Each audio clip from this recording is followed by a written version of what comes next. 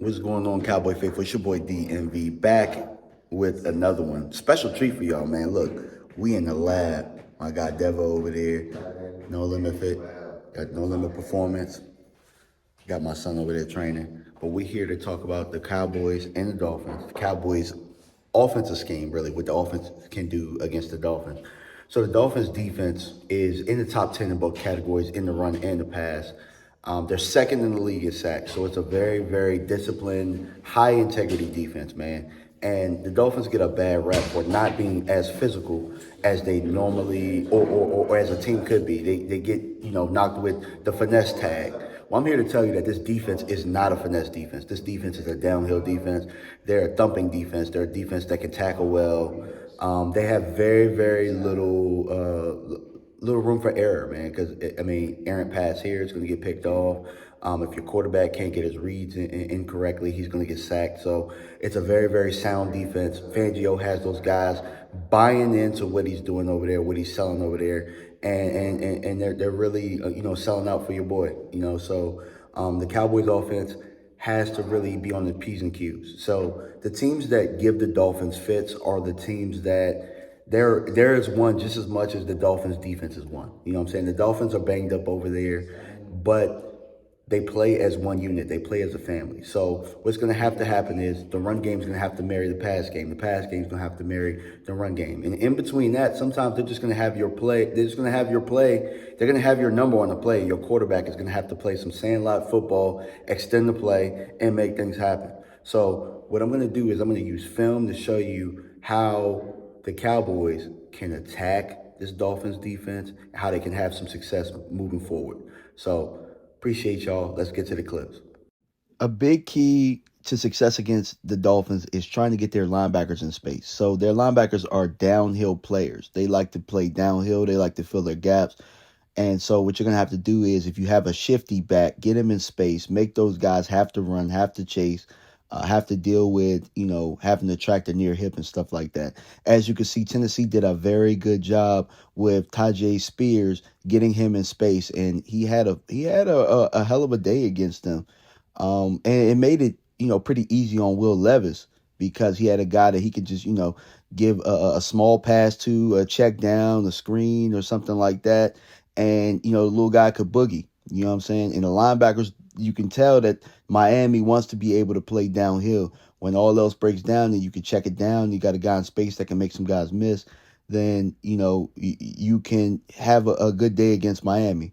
And, as you guys can see, this isn't the same highlight. These are about 4 or 5 different clips where Tajay got in open space and, he made some things happen.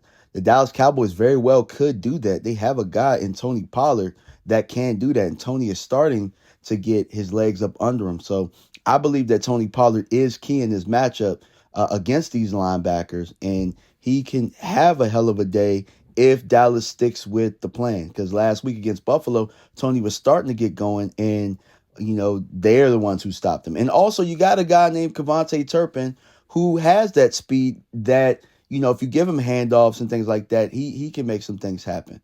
Also, Dak is going to have to use his legs, right? Will Levis made some plays improvising. He made some plays in the play action game, in rollouts and things like that.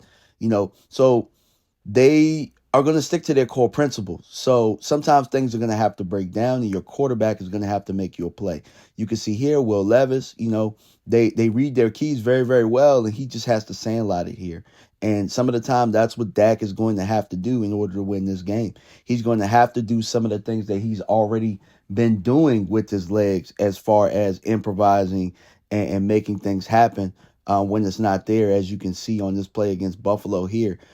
Dallas didn't get an opportunity really with the ball so much last week for him to do it. But as you can see in this Philadelphia game, he's going to do it here. Philadelphia does a good job in coverage for the most part. Dak uses his legs and opens things up for CD.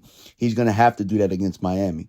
And again, as we're setting up the run, as, the quarterback uses his legs, the play action game is going to be there. You know what I'm saying? Like, there are going to be windows. Miami likes to do a lot of zone. They're a zone team. And so the play action game right in the intermediate level can be advantageous for the Cowboys. Dak is relatively a good quarterback throughout his career in play action. And the Cowboys are going to have to take a few shots here and there. You know what I'm saying? That's going to open up those middle windows. And some of the times you'll have some success down the field. They got a guy like Brandon Cooks. CeeDee Lamb can get open down the field. You got Jake Ferguson up the rail. Dallas is going to have to take those shots like they did here. They missed this last week, but everybody knew that this could have been a hell of a play. And that's it, guys. As I showed you guys, this is a very, very sound defense. This is a very fast defense as far as, knowing their keys and getting to their spots. Dallas is going to have to play as a unit in order to have a shot in this game against this defense. But it's very, very doable. This is a very, very good offensive unit going against a very good defensive unit. And I'm expecting a heavyweight battle there. I'm expecting Dak to show up. I'm expecting Fangio to try and implement a lot of the things that he did before when he was able to expose or have the blueprint, quote unquote, for Dak. So I'm interested to see some of the things that Dak has done to adjust to Fangio's philosophies. And I'm interested to see if Fangio, how he adapts to seeing Dak's growth as a quarterback. So appreciate you guys for stopping by, and I'm out. Peace.